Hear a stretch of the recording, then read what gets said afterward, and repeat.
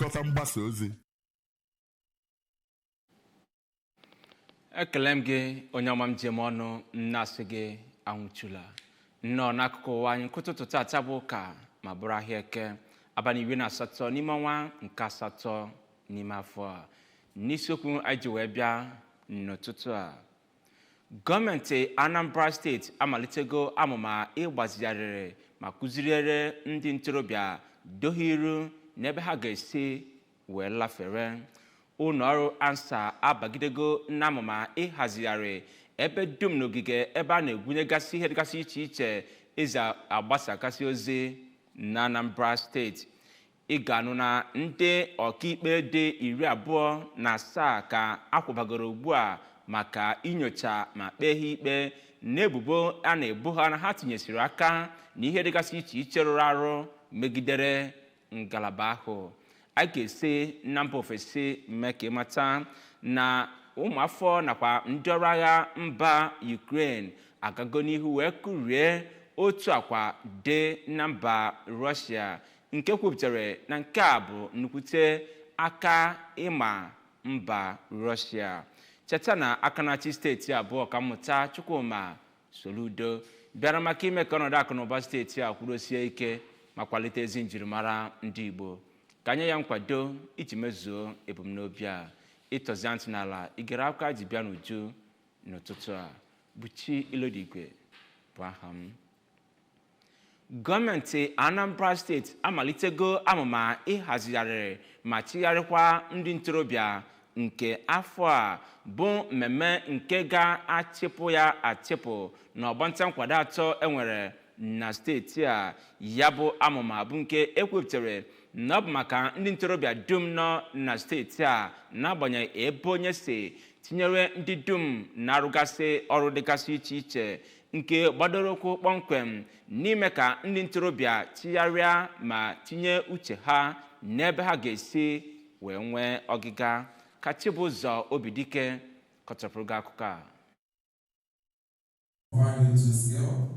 Ihe nregala ya bụ ihe mmemme bụ iji belata ajọ akparamagwa nke na-amalite n'etiti ụmụ ntorobịa ka ọ na-agbape ya bụ ọnọdụ na Ọnịcha. Kọmishọna ahụ maka ụmụ ntorobịa Maazị Patrick Aramba kwuru na a ga-esi na ya bụ ihe nchịkọba kpọkọta ụmụ ntorobịa maka nkwalite ha. Ya bụ onye kọmishọna ahụ maka ụmụ ntorobịa gụpụtasịrị amụma ewepụtagoro maka ụmụ ntorobịa iji nyere ha aka nke gụnyere ya bụ One Youth Two Skills Solution Initiative bụ nke ụmụ ntorobịa ọnụọgụ ha karịrị 5,000 bụ ndị a zụgoro na ya nakwa ihe ndị ọzọ. Onye ọchịnchere oge nke Onitsha North Local Government Maazị Anthony Nwora kwuru na ọ tụrụ ha n'anya ihe ndị ahụ Gọvanọ Soludo na-eme iji nyere ụmụ ntorobịa aka ka ọ na-ekwukwu nke ya. Onye steeti kọmanda nke National Drug Law Enforcement Agency Maazị Daniel Onyeisi bụ onye ọ bụ onye osote ya nọchitere anya bụ Maazị Christopher Adabo dọrọ ndị ntorobịa aka na ntị ka ha gbaa mbọ sonyesie ike na ya bụ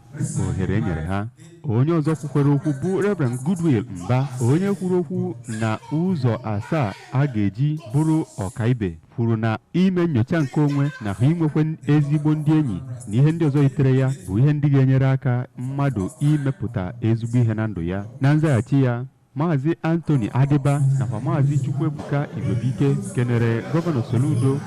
maka ileba anya na ndụ ndị ntorobịa ma nyekwa ha ohere iji wee baara obodo uru. Ihe pụtara ihe na ya bụ mmemme bụ idebanye aha ndị ntorobịa ahụ n'ime ya bụ One Youth Two Skills Solution Initiative.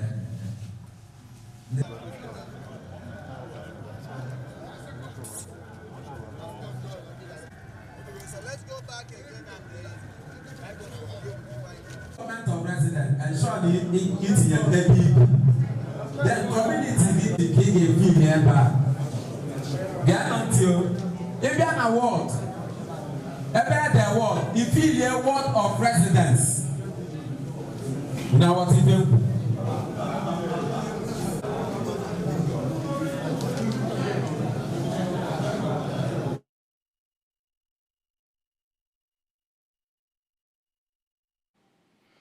Ụlọ ọrụ ahụ na-ahụ maka ịchịkọba nhọpụta na Anambra steeti bụ ANSEC n'aha mkpịsị bekee agago n'iwe na-akpọku ụmụafọ steeti a ndị nwere mmasị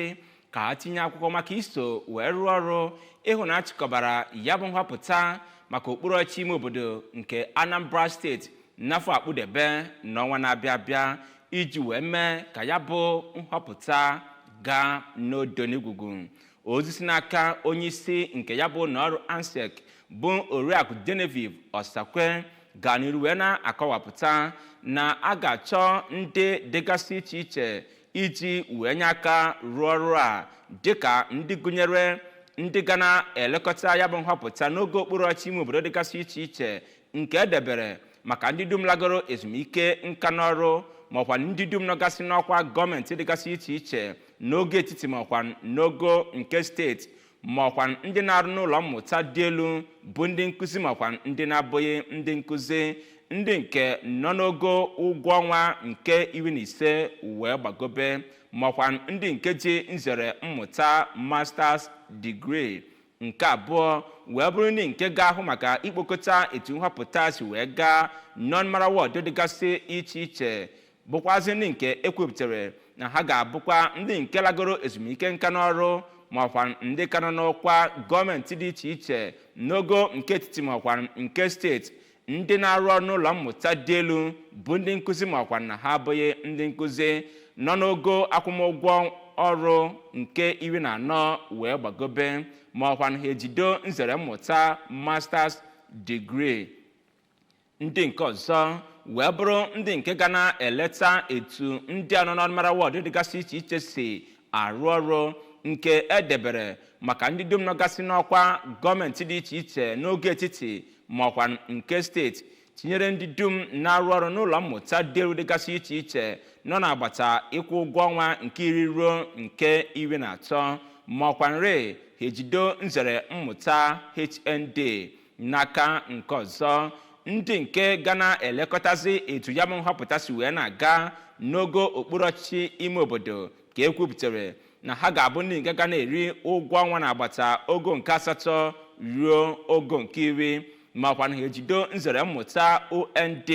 maọkwa opekata mpe nzere mmụta SSCE na bụrụkwazịa nke ekwupụtara na nke a bụrịrị maka etu a esi wee depụta ya. Ọ gakwazie n'iru wee na-ekwupụta na ndị nke nọgọkwasị n'ogo gọọmenti dịgasị iche iche maọkwa nlasịa ezumike nka ji nzere mmụta OND maọkwa nzere mmụta SSCE ga-enwe ike itinye akwụkwọ maka ndị ga-enye aka hụ na ihe na-aga nke ọma non-mara wọdụ dịgasị iche iche dịka ya bụ nhọpụta na-aga. Ozi a gaa n'iru wee na-ekwupụtakwazi na onye ọbụla na-etinye akwụkwọ a ga-agbakwunyekwuziri ya mpempe eserese foto dị 2 n'ọnụọgụ ebe o depụtasịrị ihe dum gbasara ya dịka aha ya, afọ one ọ dị maọbụ nwoke maọbụ nwaanyị, ebe nke ọ na-arụ ọrụ maọkwa ọ rụburu ọrụ ma ọ bụrụ onye nke lagoro ezumike nka n'ọrụ, ya nakwazi mmadụ 3 ndị nke ga-ebinye aka iji wee kwuo na ha ma onye ọ bụ. N'aka nke ọzọkwazi ekwupụtara na ndị dị otu a ga-enwetakwazi akwụkwọ iji wee kọwaa ndị ha bụ site n'aka PG obodo ha dịgasị iche iche, ewee zigazie akwụkwọ a n'aka onye isi nke ya bụ ụlọọrụ ANSEC n'isi ụlọọrụ ha nke gị na kilomita B plot 14 na 16 n'okporo ụzọ awara ahụ si Ọka wee na-aga Ọnịcha. Nke a ka e kwuru na ndị a nwedebere abalị 25 bụ ụbọchị ụka nke ọnwa a anyị nọ n'ime ya iji wee mee ya, ebe ndị ọzọ nọgasị n'ogo dịgasị iche iche ga-arụgasị ọrụ na ya bụ nhọpụta ga-ezigakwazi nnọọ akwụkwọ ha n'isi ụlọọrụ ANSEC dị na okpuru ọchịchị ime obodo 21 enwere na steeti a. Na mbọ a na-agba iji wee hụ na gburugburu nakwa okporo ụzọ dum na steeti a ga-adị nke ọma n'abụghị nke a ga na-ejigasị ihe dị iche iche na-emetọsị, ka ụlọọrụ na-ahụ maka ịgbado ụkwụ ma na-akwalite azụmahịa na steeti a bụ ANSA n'aha mkpirisi bekee nọ wee na-agbapụ ya ọsọ na-abanye n'amụma ịhụ na ihe dum egwunyesịrị n'ebe dị iche iche na steeti a eji ezipụ ozi bụ nke a ga-ahazi nke ọma, wepụ ndị a ga-ewepụ ma tinyekwuzie ndị etosiri itinye n'ebe dịgasị iche iche dịka ha si wee na-akọwa ọ bụzi ihe a na-achọpụta na a na-egwunyezi ya bụ ihe aghara aghara wee site na nke a na-emetọsi gburugburu ebe a na-ahụkwazi ọtụtụ oge ndị nke mebisiri emebi na ndị nke dakpọsịrị adakpọ ka Joseph Egbeọcha kọchapụrụ gị akụkọ a.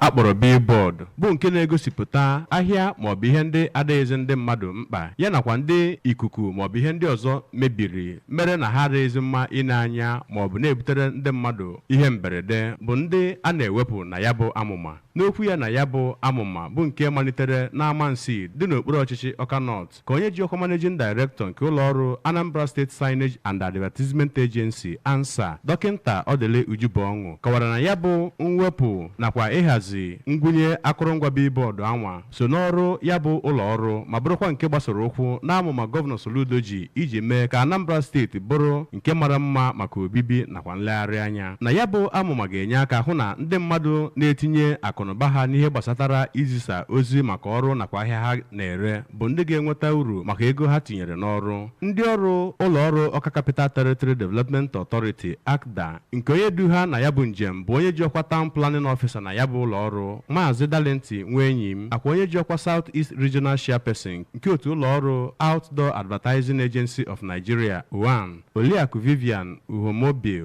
bụ ndị soro gaa ya bụ njem. Site n'Awka, abụ m Joseph Egbeọcha maka akụkọ ụwa ABS. Ụlọọrụ Anambra State Fiscal Planning Board nakwa ụlọọrụ ACDA bụ naanị ngalaba nke gọọmenti nyere ikikere maka ịbagide n'ọrụ inye ndị mmadụ nkwado na ịga n'iru n'okwu gbasara ewumewu n'ụdị n'ụdị ọbụla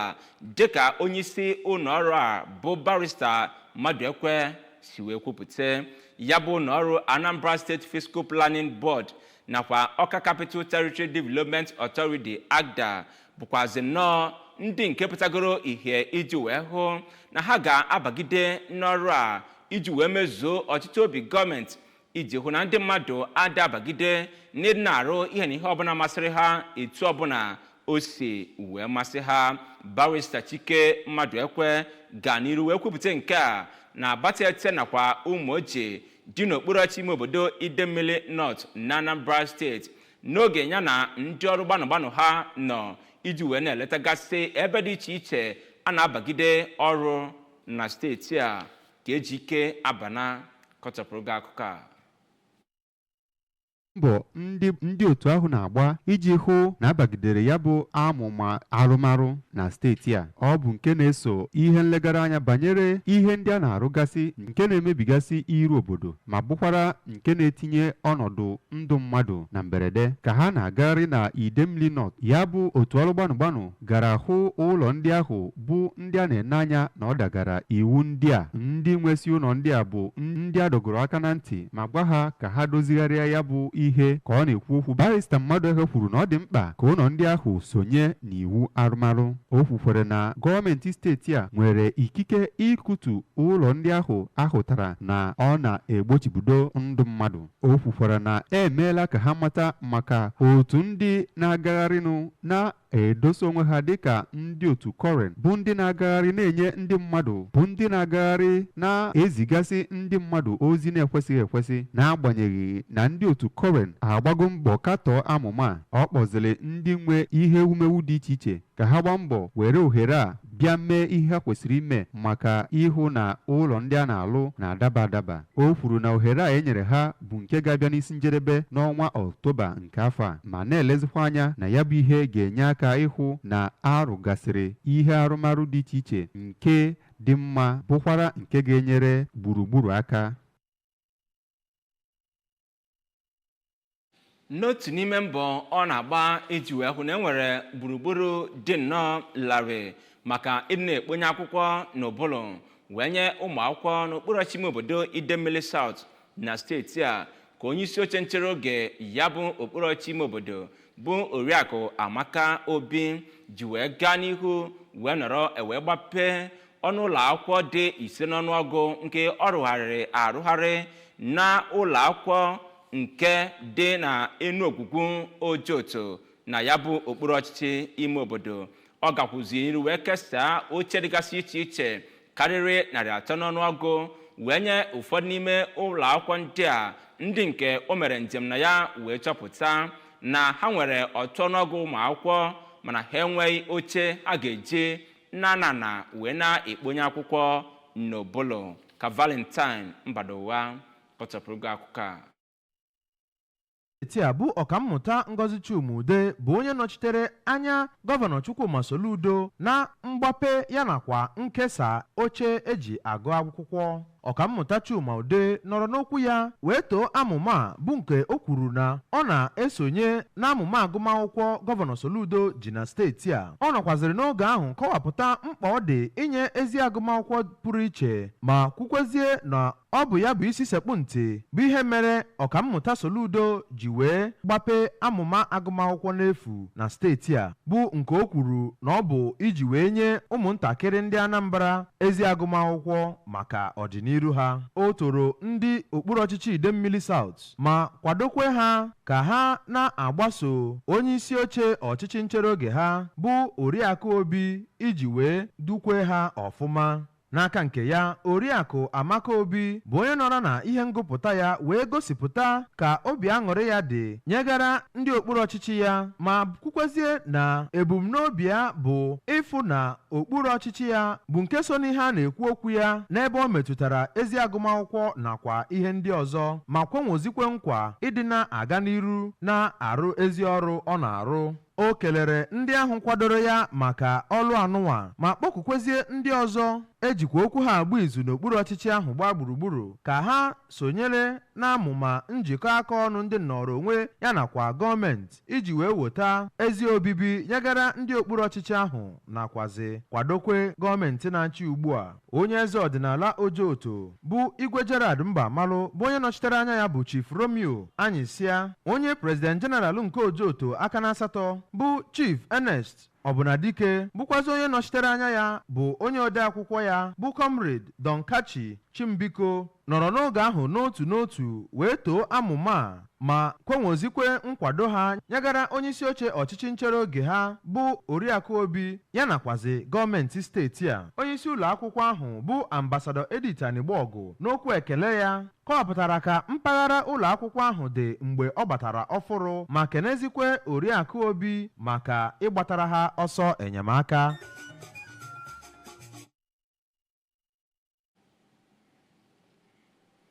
Ozi a na-enweta na-ekwu na ụlọọrụ National Judicial Council agago n'ihu wee depụ akwụkwọ wee dagara ụlọikpe Majiede na Oyo steeti nke onyeisi ya bụ ọkaikpe O.M. Olagunji ebe a nọ wee na-akpọ ya oku ka ọ gbapụ ya nnọọ ọsọ iji wee megasị ihe dịgasị iche iche bụ nke ekwupụtara na ọ ga-enye aka maka ya bụ katakata dị n'ihu ha ugbu a. Ozi a na-akọwa na ọkaikpe Olagunji bụ onye nke ekwupụtara na ọ sụrụ asụsụ ruru unyi na ntị wee megide nnọọ ọkaikpe ukwu ala anya bụ Nigeria ebe ọ nọ wee na-efecha isi na nkabi ikpe nke ya bụ otu NJC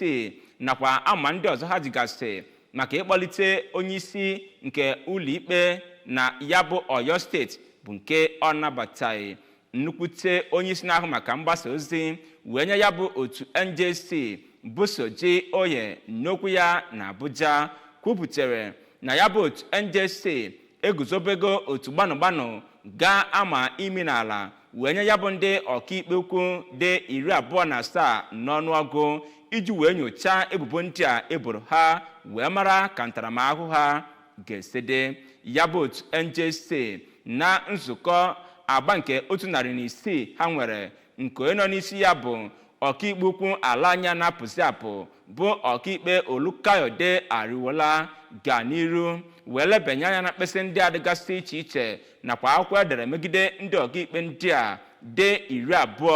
27.